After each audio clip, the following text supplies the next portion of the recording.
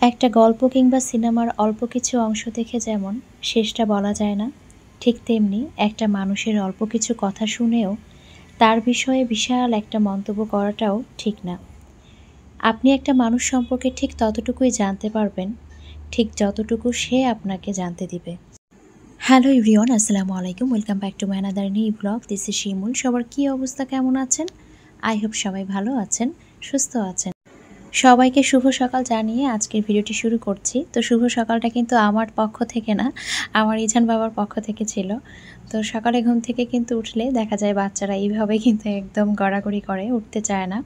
তো বিশেষ করে সারিকা আমার এমন করে, ও তো একদমই উঠতে চায় না, খুব অলসতা করে। তো জোর করে এক প্রকারের বলতে গেলে ওকে ঘুম থেকে উঠাতে হয়। তো চলে এসেছি এখন সকালে নাস্তা বানানোর জন্য। তো আজকে পরোটা বানাবো আর সেই সাথে আমার পছন্দের এই সেমাইটা রান্না করব। তো আমার কিন্তু এই সেমাইটা ভীষণ পছন্দ। আমার মনে হয় এই সেমাইয়ের সাথে কোনো সেমাই টক্কর দিতে পারে না টেস্টের দিক দিয়ে। আমি পার্সোনালি পছন্দ করি, এই জন্য বললাম। আসলে একেকজনের একেক রকম পছন্দ। তো যারা এই মুহূর্তে আমার ভিডিওটি দেখা শুরু করেছেন তারা প্লিজ একটা লাইক দিয়ে ভিডিওটি কন্টিনিউ করবেন। আর যারা আমার চ্যানেলটি আজকে নতুন ভিজিট করছেন, যদি আমার ভিডিওটি ভালো লেগে থাকে তাহলে আমার চ্যানেলটি সাবস্ক্রাইব করে আমার সঙ্গে থাকতে পারেন। আজকে আমি সেমাইটা গুঁড়া দুধ দিয়েই রান্না করব, কারণ সকালে যখন আমি ঘুম থেকে উঠেছিলাম তখন কিন্তু গরুর দুধটা বের করে রেখেছিলাম। তো যখন আমি পাতিলে ঢালতে গেলাম দেখলাম যে দুধগুলো নষ্ট হয়ে গিয়েছে। তো আসলে দুধগুলো কিন্তু অনেক দিন ধরে আছে ফ্রিজে। তো আসলে ব্যস্ততার কারণে দুধগুলো ভেজানোও হয়নি, খাওয়াও হয়নি। আর এখন দেখলাম যে দুধগুলো নষ্ট হয়ে গিয়েছে। তো খারাপও লাগছিল। আসলে টাকা উপার্জন করে সেই টাকা দিয়ে জিনিস কিনে সংসারের জিনিস যখন নষ্ট হয়ে যায় তখন কিন্তু খুব খারাপ লাগে। বিশেষ করে খাবার জাতীয় জিনিসগুলো নষ্ট হলে কিন্তু বেশি খারাপ লাগে। তো এর মধ্যে দিয়ে কিন্তু আমি সেমাইটা রান্না করে নিয়েছি। আমি দুধের মধ্যে শুধুমাত্র চিনি দিয়েছিলাম আর সেই সাথে কিন্তু এলাচ, দারচিনি এবং তেজপাতা দিয়ে তারপরে কিন্তু সেমাইটা আমি রান্না করে নিয়েছি। তো সেমাইটা সামান্য পরিমাণে ঘি দিয়ে কিন্তু প্রথমে ভেজে নিয়েছিলাম, এতে করে আর কি সুন্দর একটা স্মেল আসে। তো ভেবেছিলাম যে আমি একটু কিশমিশ, বাদাম এগুলো দিব। পরবর্তীতে ভাবলাম যে না, আজকে একদমই সাদামাটা করে রান্না করি। তো সেমাইটা রান্না হয়ে গিয়েছে আর এদিক দিয়ে আমি পরোটাটাও ভেজে নিচ্ছি। প্রথমেই আমি এখানে একটা পরোটা ভেজে নিব, ভেজে নিয়ে আমি সারিকার বাবাকে দিয়ে দিব, কারণ ও অফিসে আসলে আগে চলে যায়। পরবর্তীতে আমি এবং বাচ্চারা একসাথে সবাই খাওয়া দাওয়া করব। তো আমার আজকের ভিডিওটি কিন্তু গতকালকের মানে শুক্রবারের। আসলে আজকে ভিডিও দেওয়ার মতো কোনো মন মানসিকতাই আমার ছিল না, কারণ আজকে শরীরটা খুব একটা ভালো ছিল না। ভেবেছিলাম ডাক্তারের কাছে যাব, কিন্তু গত ভিডিওতে আসলে এত মন্তব্য এসেছে, সবার না, আসলে কিছু সংখ্যক মানুষের। তো সেই মন্তব্যের কারণে ভাবলাম যে না, আসলে বিষয়গুলো আপনাদের সাথে ক্লিয়ার করা উচিত। প্রত্যেকটা মানুষের আসলে ভেতরে অনেক কিছু যায়। তো আপনারা কিন্তু সব কিছুই যে আমাদের সম্পর্কে জানেন তা না। আমরা কিন্তু আপনাদেরকে যতটুকু দেখাই আপনারা কিন্তু আমাদের সম্পর্কে ঠিক ততটুকুই জানতে পারেন। এর বাইরে কিন্তু আমাদের সম্পর্কে আপনারা তেমন কিছু জানতে পারেন না। তো যাই হোক, এর মধ্যে দিয়ে কিন্তু আমাদের সকালে নাস্তাটা হয়ে গিয়েছে। আর এই যে আমার কিচেন ক্যাবিনেটটা আপনাদেরকে একটু দেখাই। এত এলোমেলো আর এত ময়লা হয়েছে। তো ভেবেছিলাম যে আমি ঈদের ২ দিন আগে বাসার এই কাজগুলোর মধ্যে এটা একটা করব। তো যেহেতু আম্মা আসলে অসুস্থ হয়ে গিয়েছিল, তো আম্মা যেহেতু মেডিকেলে ভর্তি ছিল এখানে এসে, তো সেই সময় কিন্তু আম্মাকে নিয়ে আমি একটু ব্যস্ত ছিলাম। তো এগুলো আসলে আমার করা হয়নি। তো ভাবলাম যে এখন এগুলো করে ফেলি, যেগুলো কাজ আছে একটা একটা করে একটু গুছিয়ে ফেলতে হবে। আর দেখেন যে এত পরিমাণে এলোমেলো, কখন কি রেখেছি আমার নিজেরও মনে নাই। সব কিছু এনে এনে এইভাবে কিন্তু রেখে দিয়েছি, দেখে নিশ্চয়ই বুঝতে পারছেন। তো আমি এখন কিচেন ক্যাবিনেটটা ক্লিন করতে থাকি আর আপনাদের সাথে কিছু কথাও শেয়ার করি। আমার গত ভিডিওতে আমি বলেছিলাম কিছু সংখ্যক আপুদের উদ্দেশ্যে। তো আসলে সত্যি কথা বলতে আমি একজন আপুর উপরেই কিন্তু আসলে একটু বিরক্ত হয়ে এবং কিছুটা বলতে পারেন যে একটু রাগ হয়ে কিন্তু কথাগুলো বলেছিলাম। তো আমাদের ব্লগার আপুদের মধ্যে একজন আপু আছেন যে সবকিছু আর কি জানতে চায় আমার কাছে। আমি কোথা থেকে প্রোডাক্ট নিই, কত দাম দিয়ে নিই, কিভাবে সেগুলো আবার আমি ব্যাক দিই। তো আসলে প্রত্যেকটা মানুষের কিন্তু বিজনেসের একটা রুলস থাকে। তো সেটা আসলে কিন্তু কেউ শেয়ার করতে চায় না। আর এটা করাটাও ঠিক না। তো আমি কিন্তু বিভিন্নভাবে আপুটাকে ইগনোর করেছি। কিন্তু আপুটা আসলে বুঝতেই চায় না। বিভিন্নভাবেই কিন্তু আমার সাথে একই প্রসঙ্গে কথা বলতে চেয়েছে বা জানতে চেয়েছে।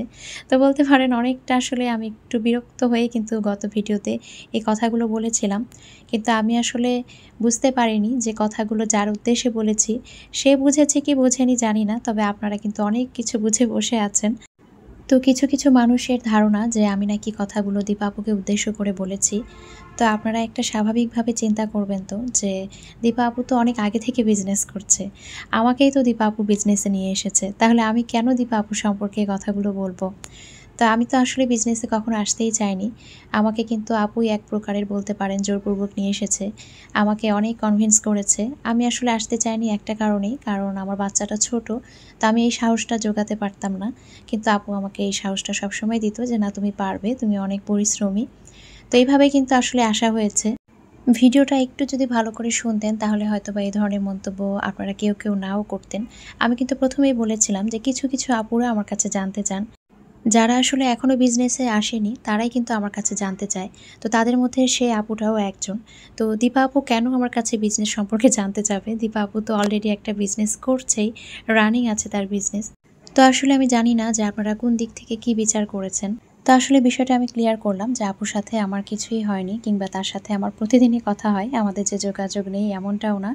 আর শুধু যে কথা হয় তা না, তার সাথে আমার রেগুলার হচ্ছে ভিডিও কলে কথা হয়। তো আসলে আমি বলছিলাম আপুকে যে কল লিস্টটাও হয়তোবা দেখাতে হবে, এমন একটা সিচুয়েশন হয়েছে। তো সর্বশেষ একটা কথাই বলব যে হয়তোবা আমার কথা বলার মধ্যে কোনো ভুল ত্রুটি ছিল, যার কারণে আপনারা হয়তোবা এমনটা চিন্তা করেছেন। আমি গত ভিডিওতে শুধুমাত্র এই মেসেজটাই দিতে চেয়েছি সেই আপুর উদ্দেশ্যে যে আমি যা করছি, যেভাবে করছি, যেখান থেকে নিয়ে এসে করছি, আপনাকে যে এইভাবেই করতে হবে এমনটা না। আপনার ক্রিয়েটিভিটি দেখে আপনি করুন। যেমন আমাদের দীপা আপু কি সুন্দর সিরামিকের জিনিস নিয়ে কাজ করছে। আপু তো আসলে সব বিষয় নিয়েই কাজ করবে, আপু আগেই বলেছে। তার উপরে মারিয়া আপু যেমন কি সুন্দর একটা ইউনিক জিনিস নিয়ে কাজ করছে, মসলা, ঘি, তেল। তো সবকিছু মিলিয়ে আসলে আমি কিন্তু গত ভিডিওতে এভাবেই বলতে চেয়েছিলাম, কিন্তু আপুর কথাটা না বলাই হয়তোবা আপনারা ভেবে নিয়েছেন আপুকে নিয়ে বলছি। তো যাই হোক, আশা করছি আজকে আপনাদের এই ভুল ধারণাটা দূর হবে। তো দেখেন, আপনাদের সাথে কথা বলতে বলতে কিন্তু আমি খুব সুন্দর করে আমার কিচেন ক্যাবিনেটটা গুছিয়ে নিয়েছি। তবে এই যে নিচের যে তাকটা, এটা কিন্তু পরবর্তীতে গুছিয়েছিলাম। তো খুব সুন্দর করে কিন্তু গুছানো হয়েছিল, কারণ এত এলোমেলো ছিল, এত ময়লা ছিল, যেটা আসলে বলার মতো না। তো আমার এই কিচেন ক্যাবিনেটটা কিন্তু আমার অনেক কাজে দেয়। তো উপরের যে পার্টটা, সে পার্টে কিন্তু আমি বিভিন্ন গ্রসারি আইটেমগুলো রাখি। তারপরে সেকেন্ড যে পার্টটা, সেখানে কিন্তু আমি সরপেশ, বিভিন্ন বড় যে ঝাঁকা, ঝুড়ি এগুলো রাখি। ৩ নাম্বার পার্টে কিন্তু আমি বিভিন্ন ধরনের বক্সগুলো রাখি। আর সর্বশেষ যে নিচের পার্টটা, ওখানে আমি বিভিন্ন কেক বানানোর যে জিনিসগুলো রয়েছে কিংবা পুডিংয়ের জন্য, সেগুলো কিন্তু রাখি। যেহেতু শুক্রবার ছিল আর শুক্রবারে সবাই কিন্তু আমরা একটু ভালো মন্দ খাওয়ার চেষ্টা করি। তো আজকে আমি একটু বিরিয়ানি রান্না করব। অনেক দেরি হয়ে গিয়েছিল, ভেবেছিলাম বেশ কিছু আয়োজন করব, কিন্তু এই যে ক্যাবিনেট ক্লিন করতে করতে কিন্তু সময় অনেকটা চলে গিয়েছে। তো এই জন্য আর কি ভাবলাম শর্টকাট বিরিয়ানিটাই তৈরি করি। তো এখানে আমি পেঁয়াজটা প্রথমে একটু বেরেস্তা করে নিব। তো সামান্য পরিমাণে চিনি দিয়ে দিয়েছি। এরপরে কিন্তু তেলে খুব ভালোভাবে পেঁয়াজগুলো একটু ভেজে নিব। আমি এখন আমাদের একজন ব্লগার আপুর কথা বলি, যে কিনা আসলে আমাকে খুব বেশি ভালোবাসে। তো মানুষ আসলে কতটা ভালোবাসলে এমন একটা কাজ করে। তো এটা হচ্ছে আমাদের সুমাইয়া হ্যাপি ফ্যামিলি ব্লগ থেকে সুমাইয়া আপু। আপু আমাকে ৩-৪ দিন আগে নক দিয়েছিল যে, "আপু তুমি ঢাকার কোথায় আছো? তোমার সাথে আমি দেখা করব।" তো আপু মূলত কিন্তু খুলনা থেকে ঢাকায় এসেছে। তো আমি যখন আপুকে জানিয়েছি যে আমি রাজশাহী চলে এসেছি, আপু বলেছে, "রাজশাহী কোনো একটা রেস্টুরেন্টে তোমার সাথে আমি দেখা করব। কবে আমি আসবো তুমি কিন্তু আমাকে জানাবে।" তো আমি শুনে খুব বেশি অবাক হয়েছি। তো আমি বললাম, "আপু তোমার রাজশাহীতে কেউ আছে কিনা?" তো বলল, "না আপু, কেউ নেই, কোনো সমস্যা নেই। আমি শুধুমাত্র তোমাকে একবার দেখব। দেখে তোমার সাথে একটু কথা বলে চলে আসবো।" তো আমার এত বেশি, মানে কি বলবো, আমার চোখে একদম পানি চলে এসেছে যে কেউ আমার সাথে দেখা করার জন্য আমাকে এতটা ভালোবাসে যে আমার টানে সে রাজশাহী শহরে আসতে চায়, যেখানে ৬-৭ ঘন্টার রাস্তা। তো আমি আপুকে বলেছি, "না আপু, তোমার আসার দরকার নেই।" তো আপু বারবার বলছে যে, "না আপু, আমি তোমাকে একটু দেখব। তুমি আমাকে কিন্তু অবশ্যই জানাবে।" তো এখন পর্যন্ত আমি আপুকে আসলে কিছুই বলিনি। তো আপু, আমি চাই না যে তুমি এত কষ্ট করে এত পথ পাড়ি দিয়ে আসো। তো একটা কথাই বলব যে তুমি যে আমাকে এত ভালোবাসো, এটা জেনে আমার অনেক শান্তি লেগেছে, অনেক ভালো লেগেছে। তোমার জন্য আমার মন থেকে অনেক দোয়া, অনেক ভালোবাসা। তো আসলে কিছু মানুষের ভালোবাসা আমাদের মনে গিয়ে একদম গেঁথে যায়। তো এখানে কিন্তু আমি মাংসগুলো খুব ভালোভাবে ধুয়ে নিয়েছি। এরপর এখানে আমি বিরিয়ানি যে মশলাটা বাসায় তৈরি করি সেটা দিয়েছি। এরপর এখানে আমি এক এক করে আদা রসুন বাটা দিয়েছি। তারপর এখানে আমি মরিচের গুঁড়া দিয়েছি, লবণ দিয়েছি। সামান্য পরিমাণে এখানে আমি ধনিয়ার গুঁড়া দিয়েছি। যদিও বিরিয়ানি মশলা দেয়া আছে, তারপর কিন্তু সবকিছু আমি অল্প অল্প করে দিয়েছিলাম। গরম মশলার গুঁড়া, জিরার গুঁড়া। এরপরে এখানে আমি কিন্তু পেঁয়াজের বেরেস্তা দিয়েছি। তারপরে আস্ত পেঁয়াজ যেগুলো আমি কেটে রেখেছিলাম সেগুলোও দিয়েছি। তবে আমি এখানে আজকে টক দইটা দিতে পারিনি, কারণ আসলে টক দইটা বাসায় ছিল না। তো আমার একদমই মনে ছিল না যে বাসায় টক দই নেই। সবশেষে কিন্তু আমি তেলটাও অ্যাড করেছিলাম। সবকিছু হাত দিয়ে খুব ভালোভাবে মাখিয়ে তারপর ১ ঘন্টার জন্য আমি এটা ম্যারিনেট করে রেখে দিয়েছিলাম। এরপরে এখন আমি এটা প্রেসার কুকারে দিয়ে নিচ্ছি। যে বলে আমি মাংসটা ম্যারিনেট করে রেখেছিলাম সেই বলেই কিন্তু আমি কিছুটা পানি দিয়ে দিয়েছি। আর পানি দেওয়ার পরে খুব সুন্দর করে কিন্তু এখানে দিয়ে দিলাম। তো পানি দেওয়ার পরে আমি খুব ভালোভাবে নেড়ে-চেড়ে এখন কিন্তু এটাকে রান্না করে নিব। তো বিরিয়ানির যে মাংসটা সেটা কিন্তু আমি খুব বেশি শক্তও রাখি না, আবার খুব বেশি যে নরম করি সেটাও করি না। তো এখন আমি কয়েকটা সিটি উঠিয়ে নিব। তো এর মধ্যে দিয়ে কিন্তু সারিকার বাবা একটু বাজারে গিয়েছিল। তো ইছানের জন্য কিছু বাদাম এবং কিশমিশ এনেছে। তো সেগুলো ভাবলাম একটু ঢেলে নিই। তো একটা কাজ করতে, করতে আরও একটা কাজ কিন্তু আমরা এভাবেই করে থাকি মেয়েরা। দেখা যায় সময় সুযোগ হলেই কিন্তু আমরা সেই সময় সুযোগটা কাজে লাগাই। আমরা কিন্তু যে বসে থাকি তা না। আসলে কিচেনে ঢুকলে কাজ যে কোন দিক থেকে শুরু হয় আর কোন দিক থেকে শেষ হয় এটার হয়তোবা কোনো হিসেব থাকে না। আমার গত ভিডিওতে মনির হোসেন আইডি থেকে এক আপু কমেন্ট করেছেন, প্রিয় শিমুল আপু, আমার ভালোবাসা নিও, আমি তাসবি বিক্রমপুর থেকে লিখছি। তোমাকে কখনো কমেন্ট করা হয় না, কিন্তু গত রাতে তোমাকে আর ইছানকে স্বপ্নে দেখেছি, তাই আজ মনটা কেমন যেন লাগছিল, কমেন্ট না করে থাকতে পারলাম না। আপু অসংখ্য ধন্যবাদ এত সুন্দর একটা কমেন্ট করার জন্য। তা আপু আসলে তুমি আমাকে অনেক ভালোবাসো, ইছানকে অনেক ভালোবাসো, এই জন্যই হয়তো বা স্বপ্নে দেখেছো। তোমার কমেন্ট করে সত্যিই অনেক ভালো লেগেছে আপু। তো এদিকে মাংসটা কিন্তু রান্না হয়ে গিয়েছে, কিন্তু দেখলাম যে একটু ঝোলের পরিমাণটা বেশি ছিল, এই জন্য আমি গ্যাসটা অন করে দিয়ে একটু হাই হিটে দিয়ে দিয়েছি যাতে করে ঝোলটা একটু তাড়াতাড়ি শুকিয়ে যায়। আর এদিকে কিন্তু ঝোলটা যখন শুকিয়ে গিয়েছে তারপরে আমি নামিয়ে রেখে দিয়েছি। তো এখন বিরিয়ানিটা আমি রান্না করে নিব। তো এখানে প্রথমেই আমি কিছুটা ঘি দিয়ে দিচ্ছি। প্রথমে কিছুটা ঘি দেওয়ার পরে আমি কিছু পরিমাণে কিন্তু তেলটাও দিয়েছিলাম। আর এখানে আমি তেজপাতা, এলাচ এবং দারচিনি দিয়ে দিচ্ছি। সবকিছু এখন খুব ভালোভাবে আমি এখানে নেড়েচেড়ে নিচ্ছি। একটু যখন ভেজে নেওয়া হবে তখন সেই পর্যায়ে কিন্তু আমি এখানে চালটা দিব। তো এখানে আমি আজকে পেঁয়াজটা দিচ্ছি না। তো বিরিয়ানির ক্ষেত্রে আসলে আমি সবসময় যে পেঁয়াজটা দিই তা না। পোলাও রান্না করলে পেঁয়াজটা অবশ্যই আমি দেই। তবে বিরিয়ানি রান্নার ক্ষেত্রে কিন্তু আমি সবসময় দেই না। তো আমি এখানে চালটা দিয়ে নিলাম। চালটা দিয়ে নেওয়ার পরে এখন আমি এটাকে খুব ভালোভাবে নেড়েচেড়ে ভেজে নিব। আরও একটা বিষয় আমি আপনাদের সাথে ক্লিয়ার করি। অনেকে ভেবেছেন এবং কেউ, কেউ আমাকে বলেছেনও। তো যারা বলেছেন তাদেরকে তো ক্লিয়ার করেছি, কিন্তু কারো যদি মনে কিছু থাকে এজন্য বিষয়টা ক্লিয়ার করি। তো অনেকে ভেবেছেন যে আসলে আম্মাকে দীপা আপু কেন দেখতে গেল না, আমি তো ভিডিওতে এমন কিছু দেখালাম না বা বললাম না। তো আসলে ওই সময় আপু কিন্তু বাসাটা চেঞ্জ করছিল। তো আপু কিন্তু প্রত্যেকদিন ফোন দিয়ে আম্মার খোঁজ নিত। তো একদিন ভিডিও কলেও আম্মার সাথে কথা বলল। আর যেদিন আপু আসলে আম্মার অপারেশন হয় সেদিন কিন্তু ভাইয়া আপু আসতে চেয়েছিল এবং রওনাও দিয়েছিল, তবে সারিকার বাবা নিষেধ করেছিল যে আজকে আসার দরকার নেই। তো পরবর্তীতে ভাইয়ের বাসায় যখন আম্মা চলে যায় তো পরবর্তীতে আসলে আপুর আর দেখা হয়নি। তো এই তো বিষয়টা।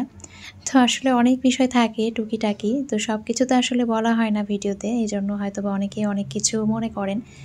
তো যাই হোক, এর মধ্যে দিয়ে কিন্তু আমি পোলার চালটা খুব ভালোভাবে ভেজে নিয়েছিলাম এবং ডাবল পরিমাণে পানিও দিয়ে দিয়েছি। পানি দেওয়ার পরে আমি এখানে কিছুটা আলু বোখারা দিয়েছি। এরপরে আমি এখানে সামান্য পরিমাণে আদা রসুন বাটা এবং সামান্য পরিমাণে লবণটাও দিয়েছি। লবণটা সামান্য পরিমাণেই দিয়েছি কারণ মাংসতে যেহেতু লবণ বেশ পরিমাণে দেয়াই ছিল এজন্য। এখন আমি সবকিছু একসাথে খুব ভালোভাবে নেড়ে-চেড়ে ঢাকনা দিয়ে ঢেকে দিব। তো আসলে যখন আমি মাংসটা দিয়েছিলাম তখন কিন্তু সারিকার বাবাকে বলছিলাম যে হয়তোবা উপচে পড়ে যাবে, পাতিলটা হয়তোবা ছোট হয়ে গেল। তো সারিকার বাবা বলছিল যে না, এটা আসলে উপচে পড়বে না, দেখবা যে একদম ঠিক হয়ে যাবে। তো সত্যি তাই, একদম অ্যাকুরেটভাবেই কিন্তু ঠিক হয়েছিল। তো এই যে বিরিয়ানি রান্নাটা কিন্তু প্রায় হয়ে এসেছে। তো এখন এটাকে আমি একটু নেড়ে-চেড়ে দিব। আর এখন কিন্তু আমার চুলার যে জালটা সেটা একদম কিন্তু লো হিটে ছিল। আমার গত ভিডিওতে বাংলাদেশি মাম্মিম থেকে মিম খুব সুন্দর একটা কমেন্ট করেছিল। মিম বলেছিল, আপু আমি এখনও মামার বাসায় আছি, আমার মামি তোমার ভিডিও দেখেন আর আমি সেভ করে রাখি, তো সেগুলো দেখে। গতকাল বলছে সারিকার আম্মু এত কাজ করে, সাথে ড্রেসের বিজনেসও করে। আমার তখন মনে হলো সারিকার নামটাও মামির মনে আছে। তো মিম, তোমার মামির জন্য অনেক ভালোবাসা, মামিকে আমার সালাম দিও। আর তুমি কেন ভিডিও দিচ্ছ না এতদিন পর্যন্ত? তো মিম, তুমি কিন্তু তাড়াতাড়ি আমাদের মাঝে ফিরে আসো, তোমার ভিডিও দেখার অপেক্ষায় আছি। তো এখন আমি সামান্য পরিমাণে চিনি দিয়েছি, তারপরে কিন্তু পেঁয়াজ বেরেস্তা দিয়েছি, এরপরে আবারও কিছু পরিমাণে চিনি আমি এখানে ছিটিয়ে দিয়েছি। একটু হালকা পরিমাণে চিনি দিলে আমার কাছে মনে হয় যে টেস্টটা ভালো আসে। তো এখন আমি খুব সুন্দর করে এভাবে কিন্তু চেপে চেপে এটাকে আমি একদম রেখে দিব। তারপরে কিন্তু গ্যাসটা আমি অফ করে দিব। তো বেশি তাড়াহুড়ো করতে গিয়ে আসলে টেনশনে অনেকগুলো বিরিয়ানি আজকে রান্না করে ফেলেছিলাম। তো আশেপাশে যদি কোনো আপু থাকতো অবশ্যই কিন্তু আমি আপুদের সাথে শেয়ার করে খেতাম। তো বিরিয়ানি রান্নাটা হয়ে গিয়েছে, এখন আমি এখানে খুব সুন্দর করে কিন্তু বিরিয়ানিটা সার্ভ করে নিচ্ছি। তো প্রথম থেকেই কিন্তু ভিডিও করছিলাম, কিন্তু পরবর্তীতে দেখলাম যে আসলে আমার ক্যামেরাটাই অন করা হয়নি। তো খুব বেশি তাড়াহুড়োর মধ্যে দিয়ে থাকলে যা হয় আর কি। তো এই তো আমাদের দুপুরের খাবার দাবার কিন্তু এগুলোই ছিল আজকে। তো ভেবেছিলাম পাশাপাশি একটু ডিমও করব, একটু রোস্ট করব, কিন্তু আসলে করা হয়নি। কারণ এই যে বললাম খুব তাড়াহুড়োর মধ্যে দিয়ে গিয়েছি। তো ওই কিচেন ক্যাবিনেট ক্লিন করতে কিন্তু দেখা গিয়েছে আমার অনেক সময় চলে গিয়েছে, কারণ অনেক ময়লা হয়েছিল। সারিকার বাবা এখানে দই নিয়ে এসেছিল, সেই সাথে আমি এখানে কিছুটা শসা কেটে নিয়েছিলাম, পরবর্তীতে পেঁয়াজও নিয়েছিলাম, কারণ বিরিয়ানির সাথে পেঁয়াজ খেতে আমার খুব বেশি ভালো লাগে। তো আজকের ভিডিওটি এখানেই শেষ করছি। সবাই ভালো থাকবেন, সুস্থ থাকবেন, আমাদের জন্য দোয়া রাখবেন। দেখা হয়ে যাবে নেক্সট কোনো ভিডিওতে। আল্লাহ হাফেজ।